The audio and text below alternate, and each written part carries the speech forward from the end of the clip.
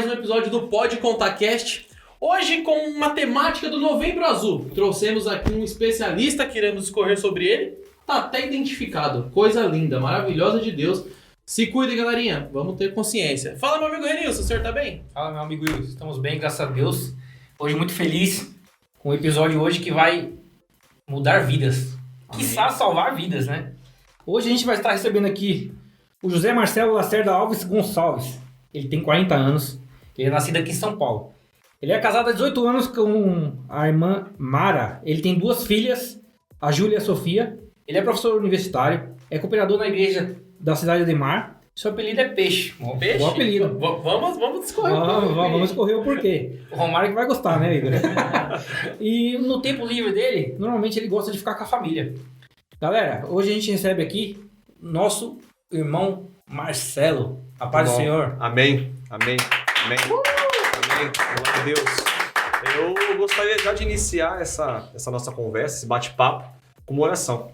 Porque acho que Deus está no controle de todas as coisas, inclusive Amém. desse encontro aqui hoje. Amém. Podemos? Claro. Então fechemos nossos olhos. Vamos lá. Amado Deus, amado Pai, mais uma vez nos colocamos na Tua presença para glorificar, bendizer e exaltar o Teu santo nome. Ó Pai, conduza essa informação, esse bate-papo hoje aqui da maneira que o Senhor quiser.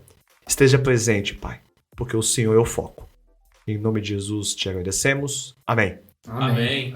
Mas antes de tudo, é sempre legal começar com oração, porque já, como diria o nosso amigo Júlio, produtor, é outro rolê. Começa assim. Júlio que tem boas frases, bons jargões. Bom. Mas antes de tudo, Marcelão, meu querido, nós temos um apoiador aqui que é a MF Estamparia. Uhul! A MF que tá dando esse apoio aqui pra gente, que fazem produtos de excelentíssima qualidade. Como essa caneca maravilhosa que tá personalizada aqui pro senhor. Muito bom. Squeeze, almofadas, camisetas, adesivos, Natalzão chegando. Então sempre bom presentear quem você gosta, né?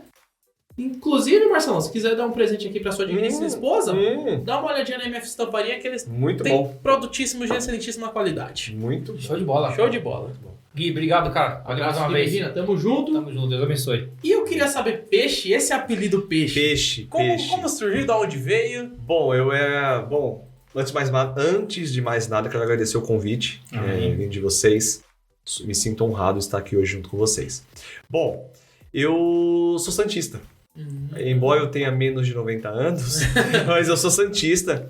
E embora também nós não acreditemos em signos, mas eu sou dos signos de Peixes. Eu nasci no dia 28/2. Casadinho. E é isso lá na escola, né? No ensino fundamental, no ensino médio, principalmente no ensino médio, eu com essa minha cara de bobo, né?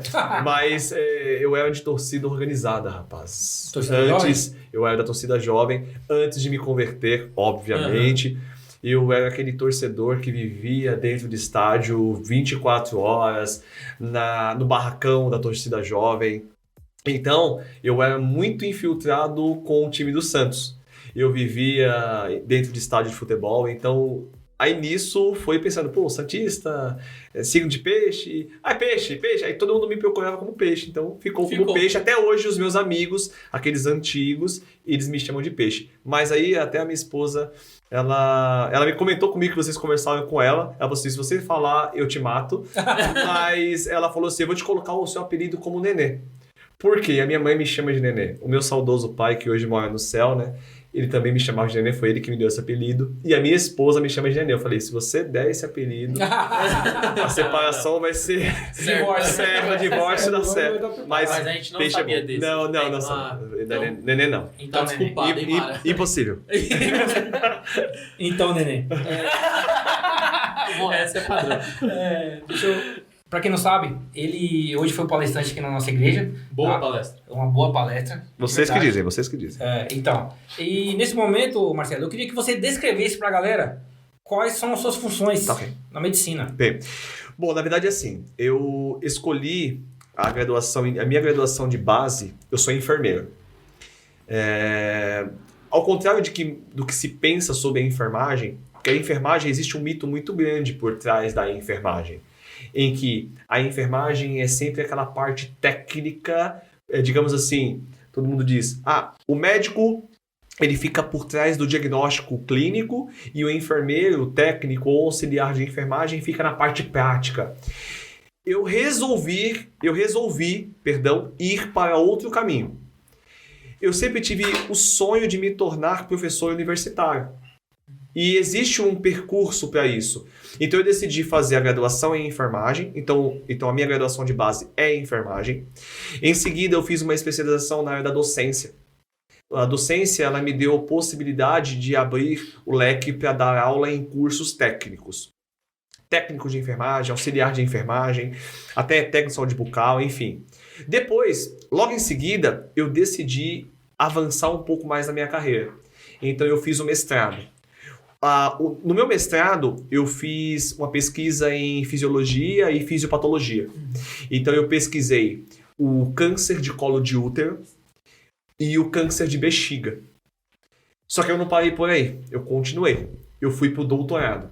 O meu doutorado, eu englobei câncer de colo uterino, câncer de bexiga e também pesquisei fungo. Mas a minha pesquisa base foi laser terapia, ou seja, o laser como terapia para câncer e para fungo. Então, a minha especialidade é câncer, principalmente o adenocarcinoma, e as vias de tratamento não convencional. Ou seja, hoje o que nós temos de terapia? A radioterapia e a quimioterapia. Legal. Eu estou numa outra linha, numa outra vertente, que eu acredito que daqui a, sei lá 50, 60, 70 anos, isso é um sonho meu, que a quimioterapia deixe de existir. É um pensamento meio maluco para a área da medicina. E passa a ser o quê? Laser. Laser. É um sonho maluco. Isso tem muito, está engatinhando, acho que nem engatinhando, ainda é um embrião. Mas nós já sabemos que na literatura, muita coisa sobre o laser, ele já é fidedigno. Por exemplo, na estética. Na estética, o laser, como peeling e depilação, é maravilhoso. Por que não estender? Por exemplo, eu fiz uma pesquisa no adenocarcinoma de colo uterino, em que eu consegui reduzir as células tumorais numa porcentagem bastante significativa, que chegava em torno ali de 67% a 70%. Tudo bem que ainda isso é em estudo in vitro, Certo. não estava nem clínico ainda. Mas o estudo começa pelo in vitro, né? Sim, então a gente sim. começa ali estudando até chegar ao clínico. Então é o meu sonho. Então a minha base é fisiologia, fisiopatologia, com ênfase em câncer. Legal. Maravilha. E Isso hoje já foi uma aula, velho. E hoje já existe tratamento a laser para pedras no rins, é isso? Sim, na verdade, o laser ele existe para tudo. Tanto para a parte estética, como para a parte clínica, para tratamento de doenças como fungos, vírus, bactérias e também o próprio câncer. Agora, obviamente que nós ainda estamos caminhando, mas se você parar e pensar como que nasceu a penicilina, alguém também começou lá atrás pensando nisso. Então, qual é o meu pensamento? Eu provavelmente não vou estar vivo para ver, mas talvez as próximas gerações, se Jesus não voltar antes, que eu acho bem difícil do jeito que as coisas estão, mas enfim, eu acredito que daqui um futuro próximo, 50 anos, 60 anos, o laser será a medicina do futuro. Então o meu sonho é que nenhuma criança ou nenhuma mulher, principalmente, perca os cabelos por uma quimioterapia. E a quimioterapia judia muito a pessoa. Na verdade, a quimioterapia, em contrapartida, embora seja um mal necessário, ela acaba literalmente destruindo células saudáveis. E isso acaba reduzindo a capacidade de regeneração do indivíduo. Então, assim, embora a quimioterapia esteja produzindo um efeito, e claro, eu tenho que defender que a quimioterapia e a radioterapia, elas são tratamentos maravilhosos e eficazes, mas ao mesmo tempo eles judiam demais. Tanto na parte social, emocional, psicológico e, logicamente, biológico. Debilita muito, né? Demais.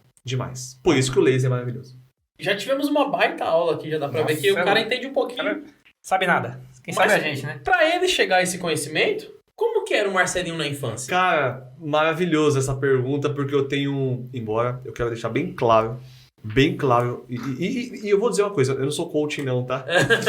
Mas eu acho que isso vai servir, de certa forma, eu acho que para duas vertentes. Bom, Primeiramente, eu sou filho de um grande pai metalúrgico e também ele trabalhou uma época da vida dele como até entregador de caminhão, ajudante de entregas, com uma senhora dona de casa e que decidiu começar a costurar do nada e virou uma costureira de mão cheia. Então eu sou filho de uma costureira com um metalúrgico. Quais os nomes deles? Fala pra gente. Dona Maria Lúcia, que hoje mora ali na Santo Afonso. Um abraço, Dona Maria Lúcia. E o seu José Alves, que é minha referência de homem, que hoje mora no céu. Deus o tenha. Que Deus o tenha. Em 2021, infelizmente, a pandemia levou ele foi uma das vítimas de Covid. Né? E eu tenho muito orgulho dele e tenho certeza que, embora nós somos crentes, mas no meu coração eu sempre penso assim, ele tá me vendo de alguma forma, né? Ele acompanhou essa trajetória minha. Bom, você perguntou sobre a minha trajetória. E aí vai até um pensamento aí pros jovens, pros meninos e as meninas que estão aí assistindo esse vídeo hoje. Gente, quando eu comecei a minha vida profissional, eu comecei trabalhando num boteco. Eu servia bebida para cachaceiro.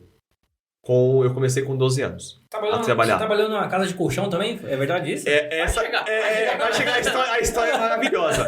Eu comecei trabalhando num boteco, eu servia cachaça pros bêbados ali. Literalmente eu servia cachaça. O meu serviço eu ficava no balcão vendendo completar a dose. Então eu aprendi como servir a caracu. Eu aprendi a fazer Maria Mole, a fazer caipirinha. Com 12 anos eu aprendi tudo isso. Só que Deus já tinha me escolhido ainda no útero, né? Eu costumo dizer que eu ainda, quando eu era uma mórula, quando eu era um sincício trofoblasto, quando eu estava formando o embrião, quando eu fiz o endoderma, o mesoderma, o ectoderma, quando eu ainda estava fazendo os tecidos embrionários, Deus já tinha me escolhido. Já tinha separado. Gente, aperta a tecla SAP aí. E aí, eu comecei a trabalhar nesse boteco, saí de lá, e aí eu fui trabalhar numa loja de móveis. Ainda não era loja de colchão, eu fui montador de móveis. Isso com qual idade? Aí eu já estava com 14 anos. Eu trabalhei 1 ano e pouquinho nesse boteco literalmente, ali na Avenida com o PC, altura do número 4000, perto da Santo Afonso. Não vão lá, gente. Não, sim. Por favor. Se vocês perguntarem de mim, com certeza não vão lembrar, porque esse testemunho eu não quero na minha carreira. E aí eu fui trabalhar de montador de móveis numa loja chamada Santo Lar Móveis. E eu aprendi a montar móveis com 14 para 15 anos. E aí, enfim, eu estudando, fazendo ensino médio, e eu já tinha ali um sonho de estudar. Só que a vida, vocês sabem disso, não longe de mim se vitimizar, pelo amor de Deus, mas a vida do cara que é pobre é um pouquinho mais difícil, é um pouco mais complicadinha. A escala tem um pouquinho mais de degrau. A escala, o degrau é um pouco mais alto. Eu não digo que tem mais degraus, eu digo que o degrau é um pouco mais alto. A passada fica mais difícil. A passada fica um pouco mais difícil, então eu precisava trabalhar. E aí, nessa loja de imóveis, eu comecei a trabalhar com 14 para 15 anos. Do lado da loja de imóveis tinha uma loja de colchão e eu tenho muito orgulho dessa loja. Legal. Ela se chama Copel Colchões. Eu trabalhei nessa loja por 15 anos. Uma vida. Eu tenho muito orgulho de dizer que eu fui vendedor da loja Copel Colchões. Eu tenho muito orgulho. Eu não tenho vergonha. Ah, Marcelo, você não tem vergonha de um dia ter sido vendedor? Imagina! Porque lá eu tive a possibilidade de estudar. Ganhava pra estudar. Eu ganhava, então lá eu casei, lá eu tive a minha primeira filha e lá eu comecei a estudar. Eu tive um gerente, o nome dele é Nilson, eu não sei se esse vídeo vai chegar nele. Se chegar, ele permitia que eu, durante o meu horário de trabalho, subisse para a parte superior da loja e ficasse estudando o dia inteiro lá. Um bom gerente, hein? Ele falava sempre pra mim, Marcelão, você precisa estudar, né? Eu falava, ô chefe, preciso estudar. Então sobe lá. E como eu não dormia, por quê? Eu trabalhava o dia inteiro e à noite eu ia estudar. Eu chegava muito tarde em casa.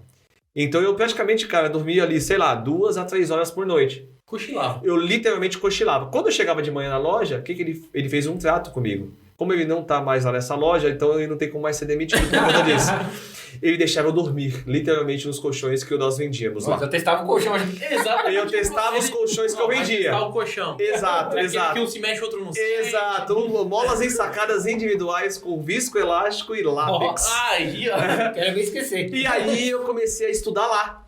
Eu comecei a estudar enfermagem lá. Em 2012. E aí eu comecei... casado já? Já estava casado. E aí, comecei a estudar, e a vida foi me levando para lugares inimagináveis. Porque eu era apenas um vendedor, embora vendedor é uma profissão maravilhosa, né? Eu conheço vários vendedores, tenho amigos vendedores, e é uma profissão maravilhosa. Mas é uma profissão que ela te consome bastante. Sim. A área de vendas é uma área que você tem que bater meta, que você trabalha sábado, que você trabalha domingo, que você trabalha feriado, você fica longe da família. Mas é uma área muito boa, é uma área excelente.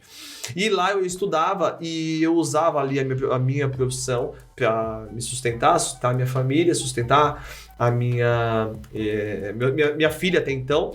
E foi seguindo a vida. E aí, quando eu começo a estudar enfermagem, eu fui picado pela área da saúde. E aí eu falei, caramba, isso aqui é gostoso, cara. E eu comecei a me identificar. Ainda na graduação, eu fui apresentado o câncer. O câncer foi me apresentado ainda na graduação. Eu tive uma professora chamada, espero que esse vídeo chegue nela, chamada Adriana Grosso, uma fisiopatologista. Ela era, para mim, hoje, a melhor profissional, a melhor fisiopatologista e fisiologista que eu conheci na minha vida. E eu, perto dela, sou um protozoário. E aí essa mulher, um dia, talvez ela nem recorde disso, ela me chamou e falou assim para mim: menino, você tem capacidade, sabia? Você tem competência. Aí isso eu na graduação, eu falei assim, por que a senhora tá falando? Rapaz, as suas provas, a forma como você se comporta em sala, as suas perguntas, elas são muito boas. Você já pensou em seguir nessa carreira?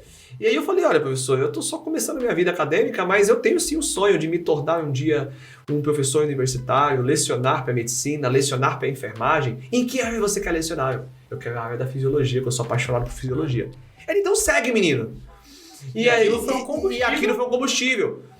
E claro, óbvio que eu não poderia esquecer da dona patroa, que é a Dina, que ela te deu o nome de Mara, mas na verdade ela deu o nome de Mara porque eu tenho a língua presa, ela sabe que se eu falar Mara, eu não consigo pronunciar. Sai só Mar.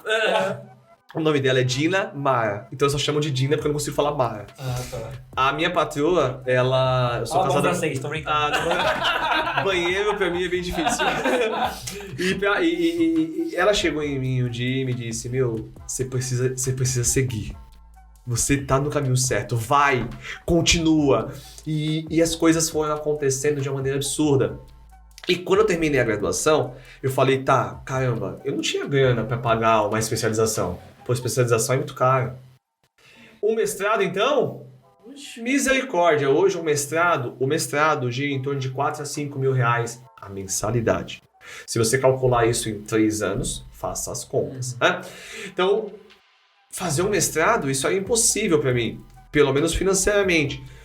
Mas eu sou aquele pobre que não desistiu. E aí eu falo para os jovens. Jovens, vão dizer para vocês, eu não sou coach não, mas vão dizer para vocês que é impossível, que você não consegue.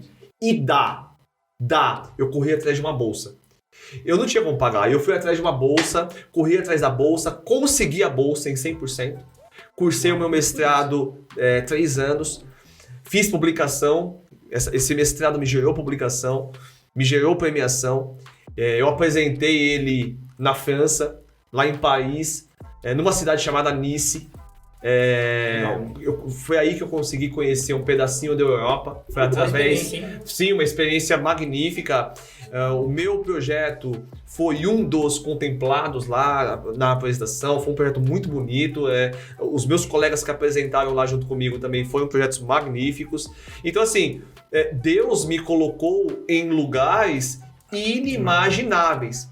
Eu recebi uma profecia do nosso pastor, né, João Barbosa, ainda naquela época, em que eu nem imaginava que eu seguiria para um país da Europa, ou mesmo sairia do Brasil. O máximo que eu conhecia era Osasco, né? Diadema e a Santo Afonso. E pastor João Barbosa foi usado por Deus e me disse que eu iria pregar um dia fora do Brasil.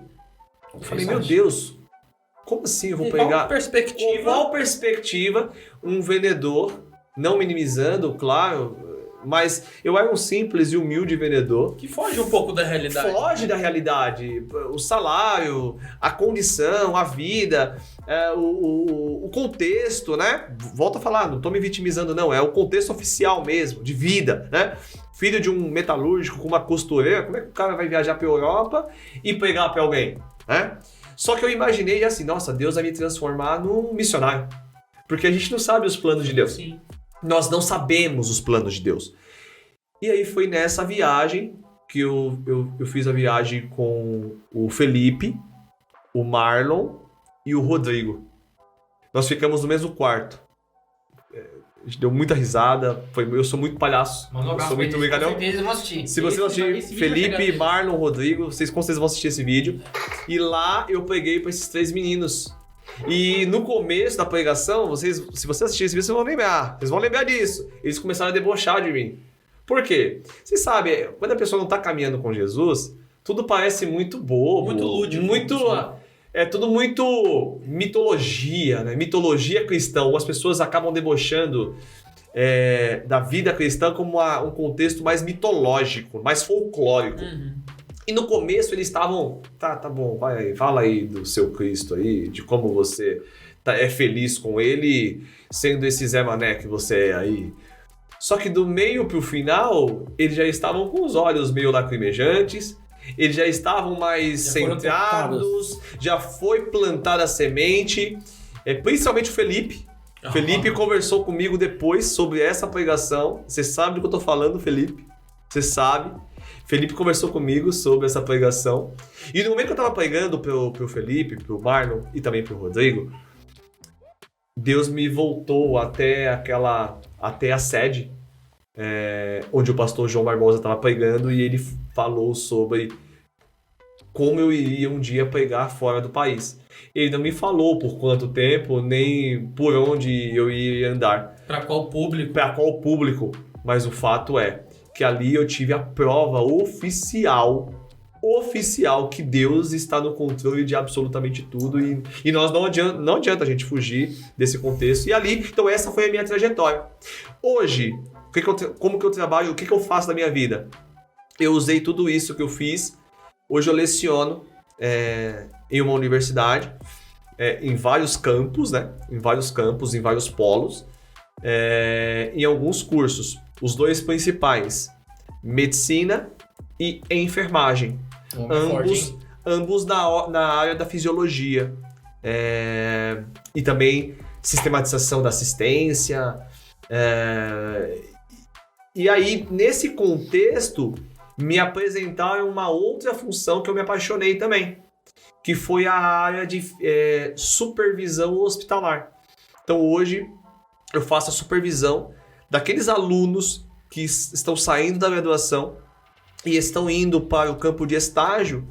Eu vou para esses hospitais e faço uma fiscalização do campo, faço uma fiscalização dos alunos, faço uma fiscalização do próprio hospital. São os famosos residentes? São os famosos residentes, os estagiários. Uhum. Então eu vou para esses hospitais para fazer um acompanhamento de como esses alunos estão andando, de como esses hospitais estão tratando esses alunos, de como esses alunos estão tratando os pacientes, de como esse hospital e esses alunos estão, digamos assim, convergentes ou não? Estão divergentes?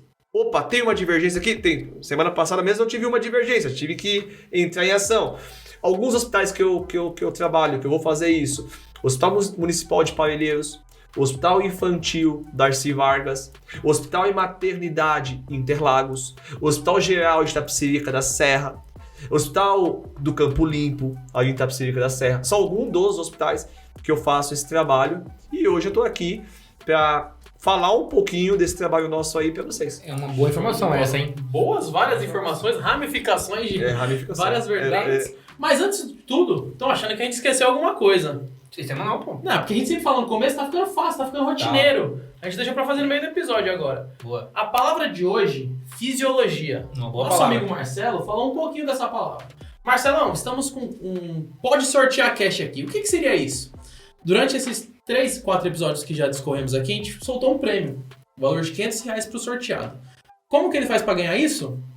Durante esses episódios nós escolhemos uma palavra, que a de hoje é fisiologia, e a pessoa vai ter que anotar essa palavra e quantas vezes nós repetimos. Eu, você, Nilson, produção, quantas vezes reproduzimos Foi essa bastante, palavra. hein? Foi muito, hein? Foi 37, meu filho. Vou lá porque eu já não decorei.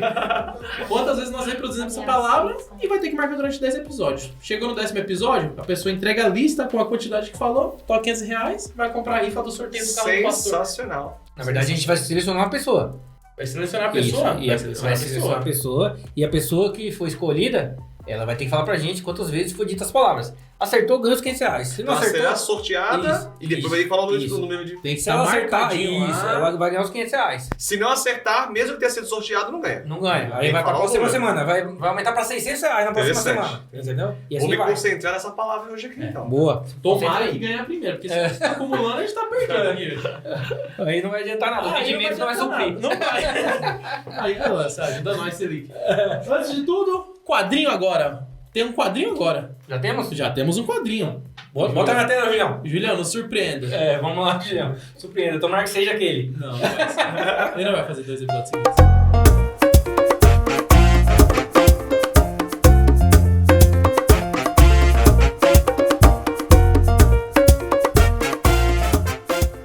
Será que não? Não é possível. É impossível. Não. Aí, ó. E... Você achou que não vinha? Qual que é esse? E aí? Qual que é esse, Igor? O que mais você gosta? O quadro. E aí, é Glu-Glu.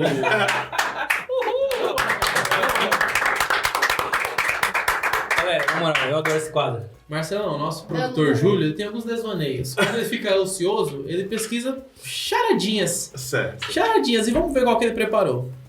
A Dora é mestre em artes marciais. Sabe qual é o seu golpe preferido? Aí ele ri. Ele já começa a rir. O golpe preferido da Dora Aventureira, é isso? É o Júlio. Prazer. Nossa, eu não Qual faço. Dora seria, Julião? A avó. Dora! Ah, ele ri muito nesse quadro. Maravilhoso. Maravilhoso. Dá pra colocar a câmera nele? Vou inverter a câmera. Ai. Qual estado do Brasil queria ser um veículo? Essa é boa. Essa é boa. Nossa. Um estado que queria ser um veículo automobilístico. Não faço ideia também, não. Sabe não, Renilson? É o Sergipe. Ah, não. Impossível, impossível. Eu sabia. É tão ruim que é boa. Eu costumo falar que o Júlio ele é uma pipa. A gente tá aqui, ó, descarregando ele, dando corda, dando linha, ele vai indo, ele vai longe. Qual é a mãe mais brava do mundo? Joelma? Seria Joel? A eletricidade. Mexe nos fios dela. Nossa, Júlio. Mexe nos fios dela pra você ver. Agora eu entendi. Nos fios dela. Nossa, Julião. Ele se matando de Viajou agora, Julião. O Júlio Essa vai- foi além. Qual parte do corpo que mais coça? Uma pergunta interessante. Essa é interessante. Essa ele entende, essa ele vai saber. Essa é interessante. Rapaz, forte essa daí. Bom, eu colocaria a cabeça por conta do sebo. Nós temos sebo, muito sebo nas glândulas, né? E aí, por conta do couro cabeludo e o folículo capilar, é uma cabeça. Propício pra É coceira. coceira. Qual que é, Júlio? A unha.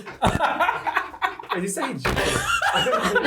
Você tá entendendo o que eu falo? Tem 12 episódios E isso. só porque eu falei me deu coceira. Aqui, É natural, todo mundo se encosta. Ai, Julião. Finalizamos, Julião? Não tem mais um. Tem mais uma? Qual era a comida preferida dos faraós? ó. Nossa. Os grãos? Os grãos? A faraó. Isso chega a ser ridículo, de tão bom, cara. Eu vou fazer uma pro Júlio pra ele nunca mais colocar. Qual parte do carro que os egípcios criaram? Essa ideia. Os faraós. Nossa, é tão ruim que é boa, né? Finalizamos o nosso quadro que Muito só bom. o Júlio gosta. O Muito Iê bom. Glu.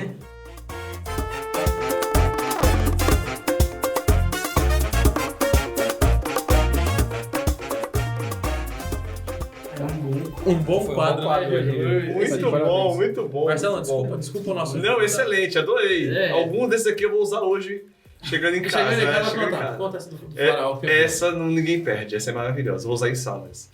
Vamos falar agora, Marcelo. Hoje você deu uma palestra, você falou sobre Novembro Azul, na verdade, né? Novembro Azul. Acho que a gente podia discorrer, a palavra que o Igor usa hoje, né? Sobre o assunto que foi dito hoje na palestra. Ótimo. Você pode Claro. dar uma explanada? E explana pra gente também a questão do Novembro Azul. Como começou a temática Novembro Azul? Bom, é assim, o Novembro Azul, na verdade, ele é uma temática mesmo, né? Assim como o Outubro Rosa, o Setembro Amarelo. Sempre vem de alguma causa. vem de alguma causa. Porque assim, no Brasil, nós temos uma cultura, digamos assim, bem deficiente, comparado com outros países, por exemplo, da Europa. O próprio Estados Unidos. Se comparar a Europa e Estados Unidos, do ponto de vista cultura de atenção primária, nós estamos à frente. No papel. Na teoria, outros 500. Por quê?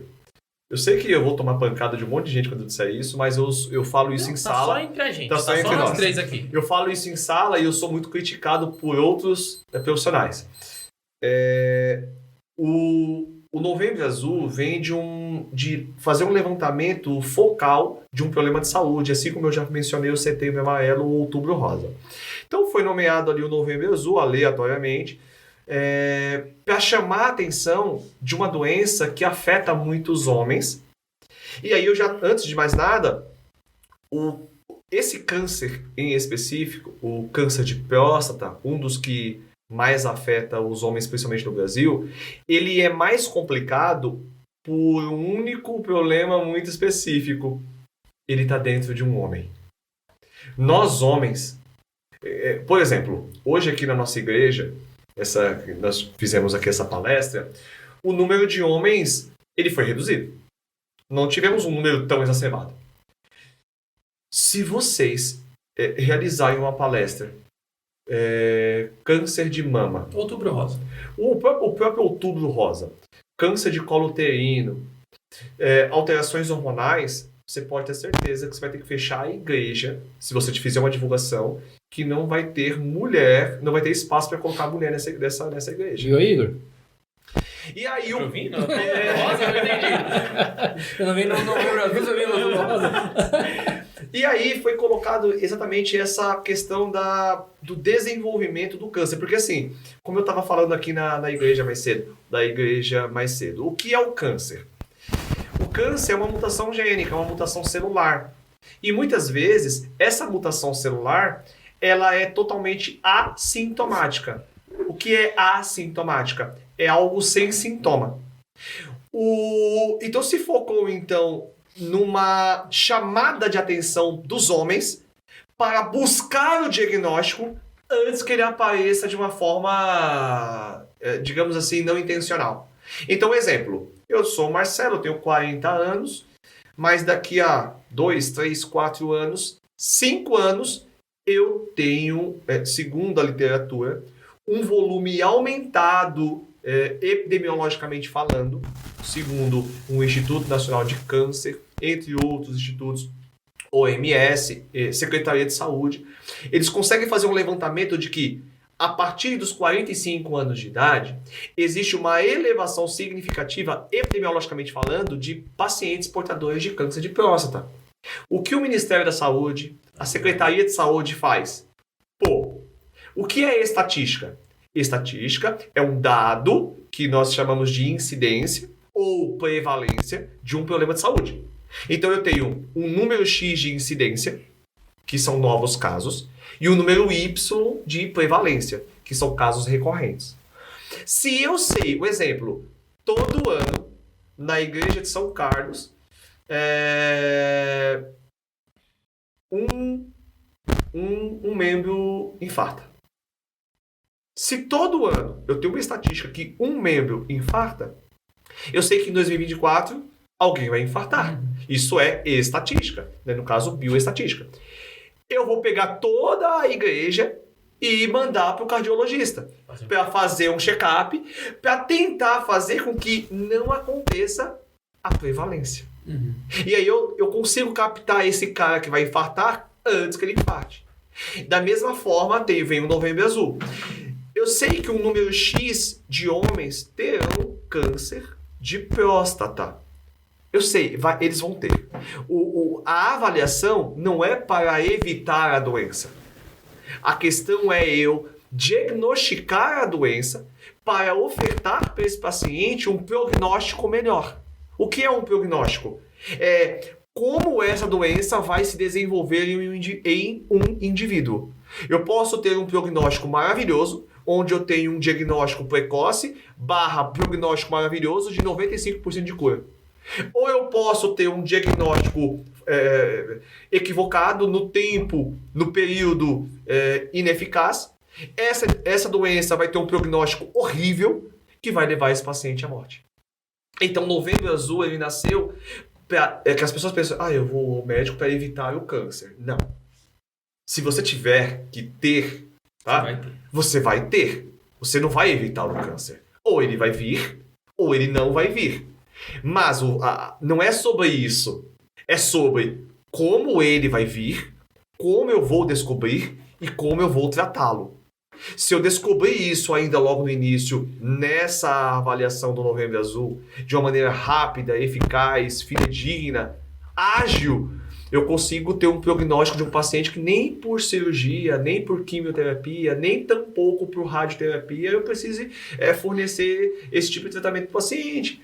Então ele vai ter um prognóstico maravilhoso. Muitos pacientes acabam sendo diagnosticados. É sabido que esse paciente ele tem essa doença, mas ele está num estágio tão inicial que um tratamento farmacológico e muitas vezes um tratamento hormonal já é suficiente. Sim.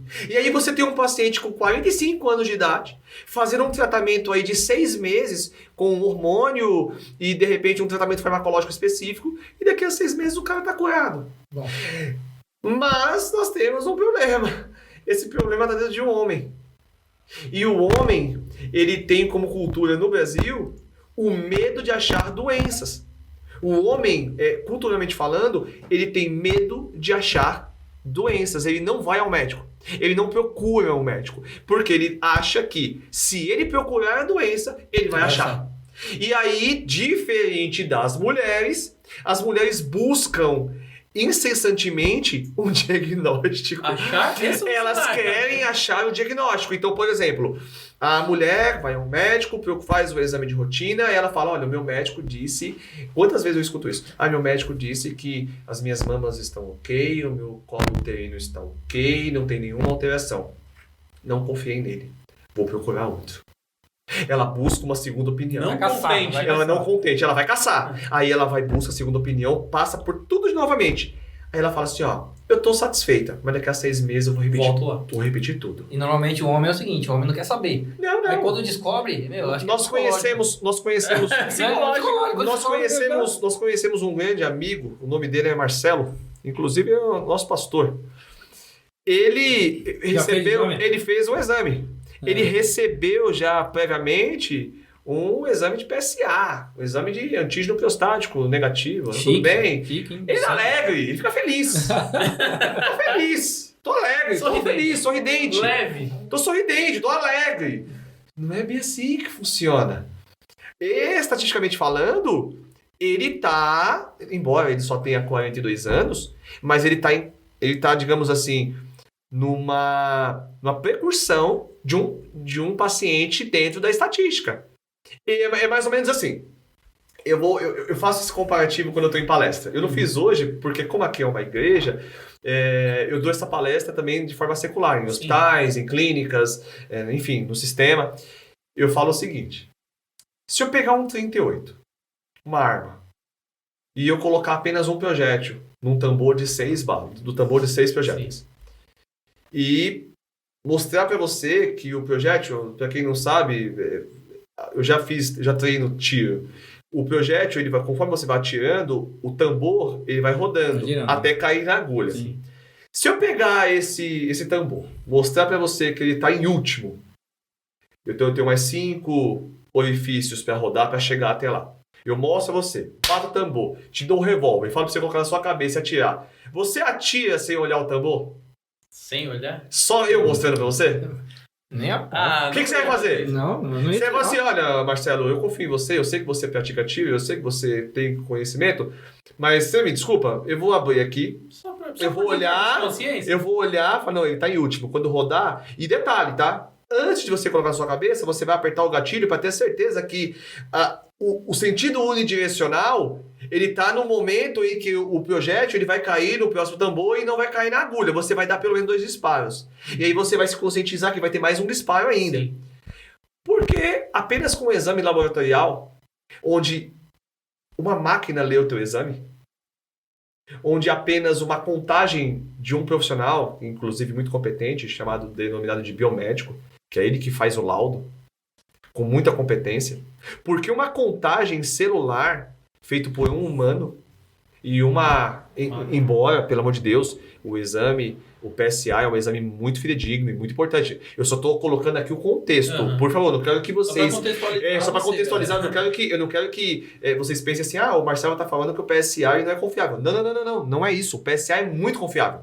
Eu só estou dizendo que eu não atiraria com um revólver, apenas com uma bala, ou apenas um projétil, arriscando. Eu olharia mais profundamente. Se eu estou na linha de ter essa doença, eu vou buscar mais informações que me fidelizem que eu não estou e eu vou ter um prognóstico bom. Se o meu médico me disser, Marcelo, o teu PSA tá normal, eu vou falar, que ótimo, vamos fazer uma ressonância? Bom. Que ótimo, vamos fazer o exame de toque retal? Que ótimo, vamos evitar todas as possibilidades? Vamos avaliar porque você está na linha de frente, você está na bioestatística. Então, por que, digamos assim, economizar? Embora tem muitos profissionais, a literatura descreve isso, que o exame de PSA, volto a afirmar, o exame de PSA é um exame confiável, fidedigno, cientificamente eficaz. Todavia, eu gosto de pecar pelo excesso. Sim. Antes de pecar por excesso. Então, antes de pecar pelo excesso do que por omissão. Então, por que não o exame de toque retal? Não sei se vocês vão entrar nesse tema agora, mas o exame de toque retal, ele é maravilhoso porque você enxerga com o dedo. O Júlio na loucura. O Júlio tá aí na loucura lá atrás dessa palavra. Lá ele, né? Ô Marcelo, uma pergunta. Você faz muitos exames de toque retal? Não. Eu faço muito exame de Papa Nicolau. Papa Nicolau? Que é esse é o exame feito na mulher, para quem não sabe, que é a busca do câncer de colo uterino. Uhum. Então, na mesma sintonia. Então, eu faço com a paciente, a maioria delas. Não é o assunto aqui agora, né? O assunto agora são os homens, mas eu faço a busca, o rastreio da coleta da secreção vaginal, no caso do colo uterino, para buscar esse volume de células. E as mulheres, mesmo com o exame negativo, elas não sossegam. Elas buscam esse exame negativo e muitas delas, o médico às vezes fala para ela assim, agora a senhora vai voltar só daqui a um ano. Dá 3 meses ela volta. Muitas vezes, 6 meses depois, ela tá lá, bonitinha, sentadinha, o médico fala pra ela assim, mas dona Joelma, o que a senhora tá fazendo aqui? Tá tudo bem com a senhora? A senhora tá bem, tá aqui, tá tudo bonitinho. Não, mas eu quero repetir os exames. Eu quero fazer uma nova avaliação, eu quero fazer um novo... Enquanto o homem, aquele Marcelo que eu falei pro senhor no início, o Marcelo fez o exame, o PSA, disse que tá bem, quiçá daqui a 2 anos ele volte. É verdade. Daqui a 4 anos. E olha lá. Teve um rapaz que nós encontramos aqui na igreja, num bate-papo aqui aberto, ele falou que ele nunca foi um médico. Ele falou que ele nunca fez um check-up, ele nunca fez uma avaliação. E eu até brinquei com ele, quando você fizer, cuidado. O que você pode achar? E aí sim, o problema não é achar. É achar tarde demais. É como achar. Então esse é o contexto. É igual um carro, né? Se você tiver um carro, se você só rodar com ele... É a famosa revisão periódica, né? Quando você parar pra arrumar, a pancada vai ser grande. Dá mais trabalho, né? E é mais caro, né? E muito mais caro. O prognóstico do tratamento no carro é muito mais caro. Agora, se você for lá fazer as manutenções preventivas direitinho... Exato. É sobre isso. Exatamente. É sobre isso. É manutenção preventiva. Manutenção preventiva. Por exemplo, eu sofro de enxaqueca crônica. Crônica. Toda semana eu tenho crise. Toda semana. Quando eu comecei, isso começou quando eu era adolescente, quando eu tinha ali mais ou menos 14 anos. E aí, quando chegou ali, volta dos 18, 19 anos, que eu já tinha, né? Podemos nomear com cefaleia ou não? Cara, a enxaqueca crônica, ela deixa a cefaleia parecendo uma dor na unha. Ela é absurda. Ela invade os olhos, ela invade a musculatura da face. É um negócio absurdo. Parece que o seu encéfalo tá doendo. E lateja. O que eu fiz? Eu literalmente me virei de ponta cabeça. Eu fiz 2 tomografias em uma semana. Eu fiz busca, que a gente chama de busca ativa, em 4 neurologistas. Eu me virei de ponta cabeça. Eu queria achar o problema. Por quê? Se eu achasse, sei lá, um tumor de hipófise, um tumor de encéfalo, um tumor de encéfalo, um tumor de, sei lá, de qualquer coisa, eu queria achar rápido. Porque se eu conseguisse encontrar esse problema rápido, o meu prognóstico seria muito melhor. O médico poderia me dizer, olha, a gente vai ter que abrir a tua cabeça, eu vou ter que tirar um tumor aí, mas o tumor é do tamanho de uma ervilha. Ou ele pode me dizer o seguinte, olha, vamos ter que abrir a tua cabeça e o teu tumor é do tamanho de uma laranja. E quando eu remover essa laranja, o dano que eu vou causar no teu encéfalo, você vai ficar, de repente, em estado coma vegetativo, você não vai falar, não vai andar. Então, você percebe como o prognóstico é muito ruim? Não é isso. Mas até hoje você não descobriu? Até hoje você convive com isso? Não, é apenas uma enxaqueca nervosa. É meio que ela é estimulado por alimento, como, por exemplo, o chocolate. Como eu falei na conversa informal, eu como tudo. Não me privo de nada, eu como de tudo que você imaginar. Chocolate é uma coisa que me estimula bastante. Gordura, eu adoro comer carne, esfirra, pizza. Eu prefiro sofrer enxaqueca, mas ficar com a barriga cheia. Uma vez na semana? Entendeu? Então a gente diminui, mas enfim, estimula, né? Marcelo, a questão do toque lá que o senhor falou. Acredita que tem um paradigma, né, nessa questão? Tem. De por isso que os homens não vão atrás, uma coisa mais machista, digamos assim. Cara, eu sou machista. Eu sou machista. Mas eu sou machista do lado bom. Eu sou machista no seguinte, eu penso que homem é homem e ponto final. Mas nem por isso eu vou deixar a minha vida em jogo. No Brasil, principalmente, o homem tem essa cultura de falar, pô, eu sou homem, tá, eu sei que você é homem, legal, mas... E no que isso pode te prejudicar quanto à tua masculinidade, né? Então nós temos, nós como cristãos, bons cristãos que somos, nós, mais do que ninguém, sabemos o quanto a masculinidade é importante, né? Para nossa família, para a proteção do lar. Isso vem desde a época de Cristo, né? Mas uma coisa é você ser machista do ponto de vista crítico, formal, social. Outra coisa é você ser burro. Literalmente. Forte, hein? Por exemplo, o exame de toque retal, embora alguns especialistas criticam, e tudo bem, ciência é isso. Ciência é isso. Ciência é a arte de debater. Eu publiquei um artigo recentemente sobre a laser terapia em adenocarcinoma utilizando azul de metileno associado a laser. Então eu fiz o tratamento de câncer com laser e azul de metileno. O laser e o azul de metileno junto soltam uma molécula que combate o câncer. Se você disser isso para um oncologista, ele vai rir. Na cara de qualquer um. Isso não serve, isso não serve. Isso é impossível. Só que está publicado numa grande revista. Então a ciência é a arte de debater. Pontos de vista diferentes. Pontos de vista diferentes. Meu ponto de vista. Nós enxergamos com os dedos. O meu dedo enxerga. Vou dar um exemplo para você. Se eu passar o dedo nessa mesa, pelo formato dela, ela é mais lisa. Eu não vou passar a mão no microfone, porque senão vai fazer um ruído. Mas se eu passar o dedo nesse microfone, mesmo que... Se você pegar a minha mão, o meu dedo, e me levar até a mesa, e depois me levar até o microfone, eu sei que ele está na mesa e sei também quando ele estiver no microfone. O que acontece? Toda infecção, sem exceção, isso não adianta ninguém questionar. A inflamação vem. A inflamação é uma resposta fisiológica do nosso corpo, que nós chamamos de feedback negativo, ou também nós chamamos de retroalimentação. A inflamação é uma resposta a um agressor. Vou dar um exemplo.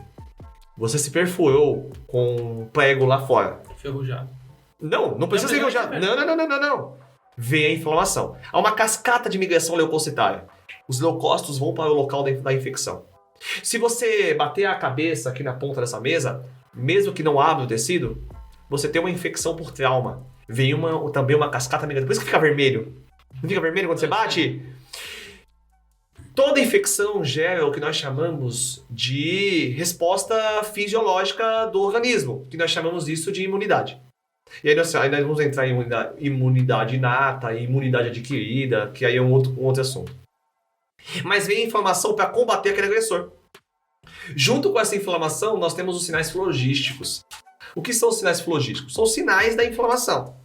Edema, calor, hiperemia, dor, o exudato, a perda da função, são alguns dos sinais. Um dos sinais que não faltam, sem exceção, é o inchaço. Já bateu a canela? Já. Já bateu a cabeça? Já. Já bateu o braço? Já. Inchou? Muito. Sempre incha, não? Uhum. Toda vez que você tem uma infecção, você tem um inchaço. Nós chamamos o inchaço de edema.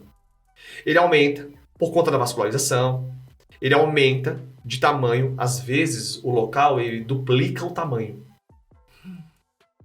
A próstata, ela recobre a uretra e ela está paralelo ao reto. Podia ser em outro lugar, mas é lá que está. Está paralelo ao reto. Então, supondo o seguinte, supondo que esse microfone, não vou colocar a mão nele, mas supondo que esse microfone seja o reto. Os sintomas, viu, gente? Sintomas, né? Aqui está a próstata. A próstata ela não vai encostar no reto, a menos que ela Dobro também. dobre o tamanho, triplique o tamanho. Quando ela aumenta de tamanho, ela toca na linha paralela do reto. E aí eu coloco o dedo no reto. E quando eu coloco o dedo no reto, eu consigo sentir a ondulação do sinal flogístico, do edema. Tocando, eu pelo menos consigo descobrir que está inflamado. Eu não vou conseguir definir, nossa, você tem câncer porque eu fiz um toque retal, logo você... Não é sobre isso. É sobre chamar a atenção para que tem algo de errado e qual que é o ponto focal. Por que eu defendo o exame de toque retal? Pela agilidade. Agilidade é igual a prognóstico bom. Quanto mais rápido, quanto mais efetivo e mais eficaz é esse diagnóstico, quanto mais ágil, melhor é o prognóstico do paciente.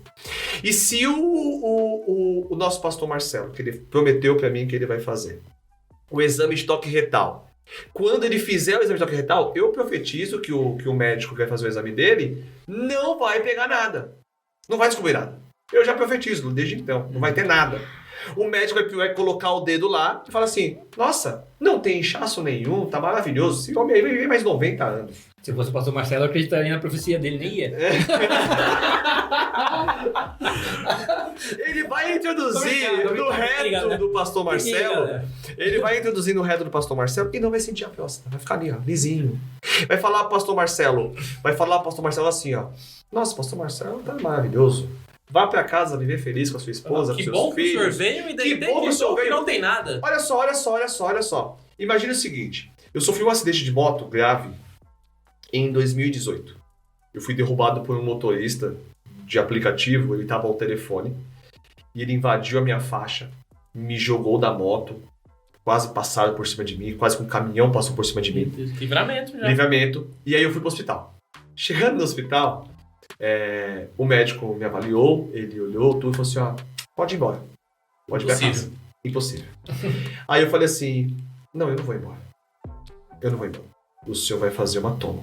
O senhor vai fazer uma avaliação da minha cabeça, porque quando eu caí, eu saí com a minha cabeça assim, ó. Eu saí batendo na minha cabeça violentamente várias vezes. Nós temos uma máxima que sangue trombado é sangue coagulado. Então, eu poderia produzir um coágulo no meu encéfalo, e nós temos microvasos no encéfalo, promover uma isquemia, e eu tenho um AVE, um acidente vascular encefálico isquêmico. Ou seja, eu poderia ter, tô pensando bem de uma forma bem maluca, eu poderia ter uma necrose no encéfalo. E eu falei pra ele assim, não, o senhor não vai me mandar embora, o senhor vai fazer uma tomo e o senhor vai fazer uma avaliação da minha cabeça. Só interrompendo, o senhor não perca seu raciocínio. Teve um acidente e o senhor chegou a debater com o médico. Eu debati com ele porque ele tava tendo uma conduta que eu não aceitei. Mas você chegou consciente no Sim, eu fui pilotando a moto pra ela. E eu fui pilotando, eu levantei a moto toda arrebentada, Subi na moto e fui pro hospital. Mas não quebrou nada. Nada. Eu só fraturei a fossa do Olecker, não fraturei o cotovelo. Só. E quando eu cheguei lá, o médico, o que aconteceu? Eu falei, me acidentei de moto, eu fraturei a ponta do cotovelo, dei uma ralada na perna, mas eu sabia da gravidade. E assim, às vezes, uma hemorragia encefálica, um pequeno vaso, demoram às vezes 2-3 dias para ter uma consequência grave. Então, por exemplo, se qualquer pessoa cai de moto, bate a cabeça, não é o assunto agora, mas só para contextualizar, bate a cabeça, ele não pode simplesmente falar assim, eu levantei, eu tô bem, vou pra casa. Não. Você pode ter um vaso da espessura de um calibre de um fio de cabelo vazando ali. A longo prazo isso pode trazer consequências. A longo prazo pode trazer consequências graves, até a morte. E aí o médico falou assim, olha, você tá tudo bem, pelo que eu tô vendo aí, você teve uma pequena fratura no cotovelo, tá tudo bem, pode ir pra casa. Eu falei, não, doutor, você me perdoe, não tô contestando a tua avaliação, mas eu quero ver como é que tá a minha cabeça. E isso não pediu nada pra mim. Muito bem. Ele fez o exame e identificou um coágulo no meu encéfalo. Meu Deus. E aí, quando ele pega esse exame, ele... Nossa, você tem um coágulo no encéfalo. Eu falei, e agora, como é que a gente faz? Tá vendo? Tá vendo? E agora, como nós fazemos? Eu tenho um outro contexto em que eu tava trocando a Sofia. Sofia é minha filha de 6 anos, quando ela tinha 8 meses. Eu tava fazendo a troca de fraldas dela. E ela tava... Não sei se vocês são pais, vocês têm filhos. Ela tava de barriguinha pra cima. Ah, você tem uma filha de 21 dias. Ela tava de barriguinha pra cima, eu tava trocando a fralda dela. E eu olhei nos mamilos dela. E ela tava com as mamas desenvolvidas. Ela tinha acho que 8 meses, se não me falha a memória. Aí eu olhei pra mama dela, olhei e palpei a mama. Quando eu palpei a mama, as mamas estavam desenvolvidas. Eu falei, nossa, tem uns nódulos, tem uma glândula aqui. Nossa. No dia seguinte eu já levei ela no endocrinologista. A endocrinologista literalmente riu da minha cara. Ela falou assim, ó. Por que você trouxe a sua filha aqui? Eu falei, porque eu estou enxergando as mamas dela desenvolvidas. Ela falou assim, você é da área, né? Eu falei, sou. Eu sabia. Moço, leva sua filha pra casa. Ela está bem e o senhor está ficando maluco. Eu falei, eu vou levá-la pra casa, sim. Eu já contei essa história umas 50 vezes em sala de aula pros futuros médicos. E eu falei assim, ó. Eu vou levá-la pra casa, sim. Vou procurar outro endocrinologista. Vou fazer a solicitação dos exames necessários. E eu vou trazer esses exames alterados pra senhora aqui. E a senhora vai ter que me engolir. Eu fui embora. Resumindo a história, a minha filha estava com uma alteração hormonal absurda. A minha filha estava com prolactina aumentada, com progesterona alterada, estrogênio alterado. Só para vocês terem uma ideia, ela estava com um nível de prolactina perto de uma menina de 14 anos de idade. Ou seja, ele estava próximo de menstruar. Ela tendo 8 meses. Impossível. Louco, né? Impossível. Agora, moral da história, dentro desse contexto, olha como é importante nós buscarmos para termos um prognóstico efetivo. Iniciamos o tratamento dela com 8 meses. Ela poderia ter um tumor de hipófise. Essa alteração, porque nós temos a glândula hipófise, lá no córtex central, lá no diencéfalo, lá no meio do teu encéfalo, nós temos os lobos, bem no meio tem uma estrutura chamada de encéfalo. Lá tem a hipófise, tem o tálamo, o hipotálamo, aí desce, tem o mesencéfalo, a ponte, o bulbo. Nesse córtex central é quem coordena tudo que você é, inclusive as glândulas. Se ela tem uma alteração hormonal, porque o problema é o que causou essa alteração hormonal? Quem foi? Não é simplesmente, ela tem uma alteração hormonal, tá tudo bem. Quem causou? Foi a hipófise? Ela poderia ter um tumor de hipófise, ela poderia ter uma doença, ela poderia ter um problema mais grave. Então assim, o que vai acontecer com essa paciente? Graças a Deus não era nada disso, foi só uma alteração hormonal. E nós controlamos isso com o endócrino. Enfim, ela tá muito bem, graças a Deus. Mas, e se nós deixarmos pra lá? Se realmente não fosse nada, fosse loucura. E se fosse uma coisa mais grave? E se tiver a próstata aumentada? E se não for somente uma inflamação leve? E se for uma hiperplasia? Se for uma neoplasia? Se for um câncer? Imagine você com 40 anos de idade. 40 é mais difícil, mas vamos lá. 45 anos de idade. Deixa pra lá. Descobre um câncer com 48 anos. E morre aos 50.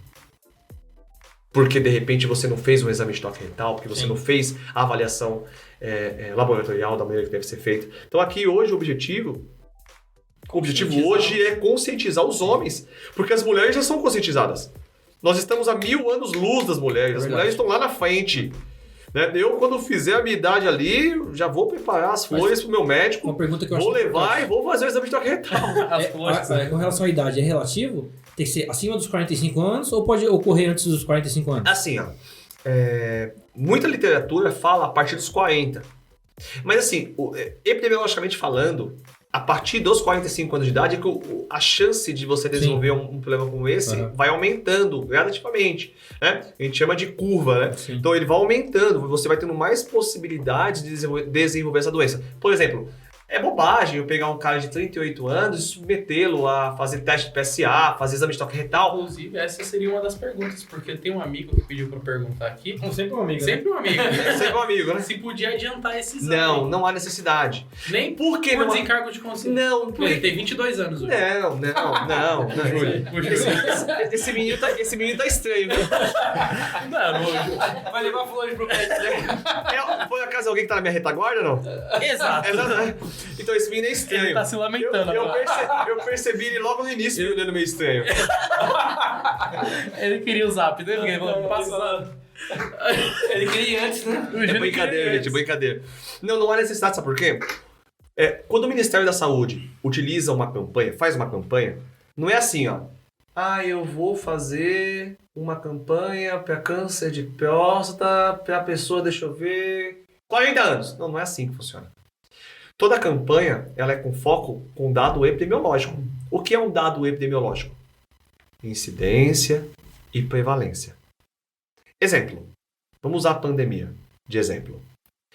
São Paulo, Rio de Janeiro, Bahia, sei lá.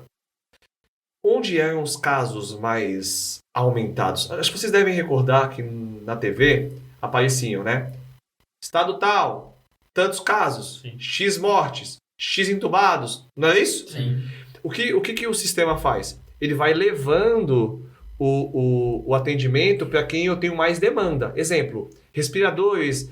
Manda X de respiradores para esse estado. Ou eu preciso mais de droga vasoativa para tal hospital. Eu preciso de médicos especialistas nesse hospital porque eu estou faltando, eu tenho mais nesse. O Novembro Azul é o mesmo caso. Então eles pegam a curva estatística da idade. Então vamos lá, vamos supor, eu tive um aumento significativo, bastante exacerbado de pacientes com 50 anos com câncer de próstata. Opa, então vamos pegar esses caras com 45 anos, com 43 anos, com 40 anos. Por quê? Eu quero pegar antes, eu quero pegar já no começo. Esse cara vai ter câncer? Provavelmente vai. Você não vai evitar o câncer. Ou ele vem, ou ele não vem. Simples. Simples assim. Tem os fatores de risco, claro. Claro. Mas eu quero pegá-lo no começo. Então, o que o Ministério faz? Vamos tentar achar o que a gente chama de busca ativa, né? Busca ativa sintomático. Vamos achar esses caras já no início, porque se nós acharmos no início, eu curo. Eu dei o exemplo do pai do José. Se o José estiver me assistindo, ele vai lembrar de mim. O pai do José chegou lá, fez o PSA, tava tudo bonitinho. Tava lindo o PSA dele. Volto a afirmar, o PSA é um exame muito importante e fidedigno. Mas por que não pecar pelo excesso? Pô, deu o PSA tudo bonitinho, dentro dos parâmetros? Deu, mas ele estava sintomático. Então vamos fazer o exame toque renal. Uma pergunta que eu acho muito importante. Você até respondeu ela na palestra. Né? Normalmente as pessoas sempre dizem, né, que todo mundo tem o câncer, né? Só que ele não se manifesta. É um mito ou é uma verdade? Não, mito total, mito total. Ninguém nasce com câncer. Isso não existe. Isso é um mito. Quando eu era criança, eu também já ouvi esse absurdo. Sim. Não, ninguém nasce com câncer. Confesso que até hoje eu tive esse pensamento. Olha como é interessante, né? Como a falta de informação, ela pode causar prejuízo, né? Imagine você imaginar que você nasce com câncer e que eu tenho a possibilidade de desenvolver. Isso não existe. Tá? O que acontece? Isso sim, nós chamamos de fator de hereditariedade. Isso sim. O câncer tem isso. Então, assim, se seu pai teve câncer, sua mãe teve câncer, seu avô teve câncer, ele pode ceder para você um gene, uma informação genética, sim, que pode te favorecer a desenvolver. Só que assim, Esse fator hereditário, ele vai somado. É como se você fosse somando pontos para ter essa doença. Tipo, eu tenho um fator, a hereditariedade. Só que eu fumo, eu bebo, eu me alimento mal, eu sou obeso, eu sou diabético. Eu vou somando tudo isso e eu vou carregando a minha carteirinha. Vai fazendo cheques. Eu vou fazendo cheque e aí eu desenvolvo a doença. Embora a literatura ainda não afirme, nenhuma literatura afirma isso ainda. Nenhuma. O câncer vem daqui. Nós temos os fatores de risco, mas ele não dá para definir. Então, não. A resposta para essa pergunta, sim, é um mito e não, nós não nascemos com câncer. Legal, respondido. Galera, vamos chamar um quadrinho? Bota na tela aí, Julião. Seguimos com o nosso segundo quadrinho agora. Esse é o ping-pong. Ping-pong nada mais é, Marcelo. Você gosta de ping-pong? Gosto de Curte ping-pong. esporte, atividade física? Gosto. Ping-pong é tum. Tá tum. Vou ler, responde. Lê a primeira coisa que vier referente ao que eu ler. Beleza. Cuidado com essas perguntinhas. Um livro. A Bíblia. Show. Um momento. O nascimento das minhas filhas. Chorou, Julião. Uma cor. Azul. Novembro azul. Um sentimento. A perda do meu pai. Forte. Um louvor. Cara, eu adoro todos os louvores de uma forma geral. Mas tem um louvor que eu sei que é ping-pong, mas eu preciso falar. Que eu não sei o nome dele. Que falou muito ao meu coração da morte do meu pai. Que eu não sei o nome do louvor, mas... Tem uma palhinha dele? Chega agora.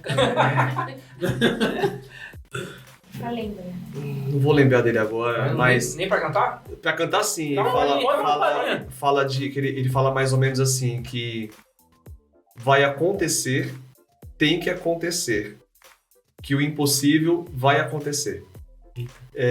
E eu acreditei que fosse acontecer. Só que Deus naquele momento não quis que acontecesse porque ele tinha um outro propósito. Então esse é o meu Algo que marcou bastante, né? Um personagem bíblico. Eu tenho muitos que eu sou apaixonado, mas poucos, né? Entre aspas, falam dele, Elias. Bom personagem. Um bom personagem. Um filme. Eu vivenciei isso e estou vivenciando isso no momento. A Prova de Fogo. A Prova de Fogo? Bom filme. Bom filme. Vamos rápido.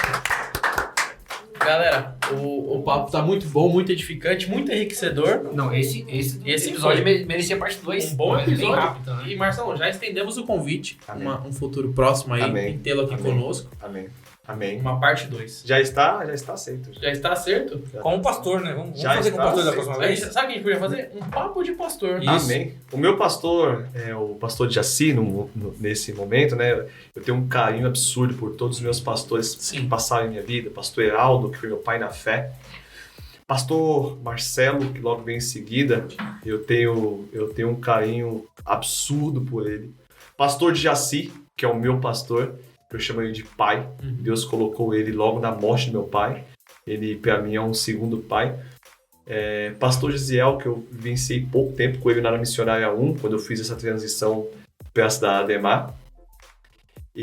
Mas o pastor Marcelo ele chegou num momento muito crítico na minha vida, e eu não tenho por que esconder isso. Foi um momento que eu estava vivenciando uma crise do meu casamento, que foi logo ali, quando eu estava na transição do mundão para a vida cristã.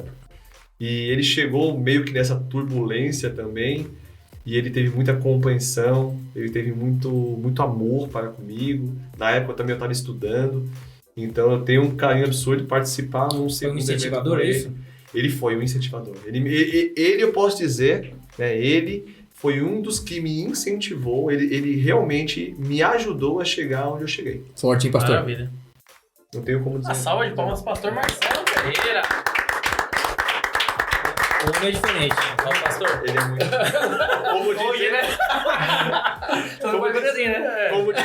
Como dizer, ele é forte. É forte. Forte. Esse é o homem. O homem é forte. O homem é O forte. homem é bom. Inclusive, agora o pastor, ele criou um sorteio, né? Aqui na igreja, teve sorteio. uma doação de uma bênção, de um carro, Glória a Deus. que um irmão recebeu, né? Glória a Deus. Ele cedeu o carro pra obra. Meu Deus, forte, hein? A gente não Forte. vê isso diariamente, cara. Não. E Não esse- mesmo. Eu particularmente, Eu nunca vi. E é o sorteio do ano 2024. Comece o ano com o pé direito. Bom slogan, hein? Meu Deus. Um bom slogan. Comece o Mandou ano bem com o agora. pé direito. Sempre à direita. Hã? Sempre à direita. direita. Quer falar um pouquinho do sorteio, Renil? Então, esse é o sorteio de um Peugeot 2008, 1.4 Flex, ele é completo. Tá? A gente vai estar sorteando ele no dia 31 de dezembro, no famoso culto da virada. Meu Deus. Esse sorteio vai acontecer às 23 horas. Então, siga as redes sociais do podcast, você que puder seguir a rede social da igreja, que a gente vai fazer uma live no momento do sorteio, tá? Pra você acompanhar. E outra, compre os números com a gente. Quanto custa o número? R$50. Mentira. Baratinho, né? Impossível. É. Impossível. Já pensou Eu vou ganhar um carro com R$50. Vai ganhar um carro. Meu Impossível. Deus. Só Ó, Deus. já Só pensou Deus. você, na virada do ano, um carro por R$50? Saindo do culto da virada, abençoado, carro novo. Com um Um carrão. carro novo. Nossa, Forte forte. demais. E eu não percaria tempo, galera. E você, já comprou o seu? É, vamos lá comprar. Vamos Ó, ser procure tentados. os líderes de departamento dos adolescentes da mocidade, do ciclo de oração. Os obreiros também estão com os cupons para venda. Qualquer dúvida, procure a gente. Pode também, procurar, pode gente. chamar no direct e a gente vai estar esclarecendo. Tá bom, galera? Participem, vai ser bênção. Maravilha. E participem, se inscreva, acompanhe o canal, deem sugestões, interajam com a gente, que tá sendo muito legal fazer esse trabalho pra vocês e com vocês. Isso. Quer deixar sua rede social, Marcelo? Eu sou um totalmente anti-rede social. Impossível. Bom. É verdade. Eu não gosto de... Minha rede social é pra botar meme. E botar foto das minhas filhas e da minha patroa quando ela deixa. Eu tô lá no Facebook, Marcelo Alves, marcelo.1711. Então quem quiser me buscar lá e me seguir, eu não tenho Instagram.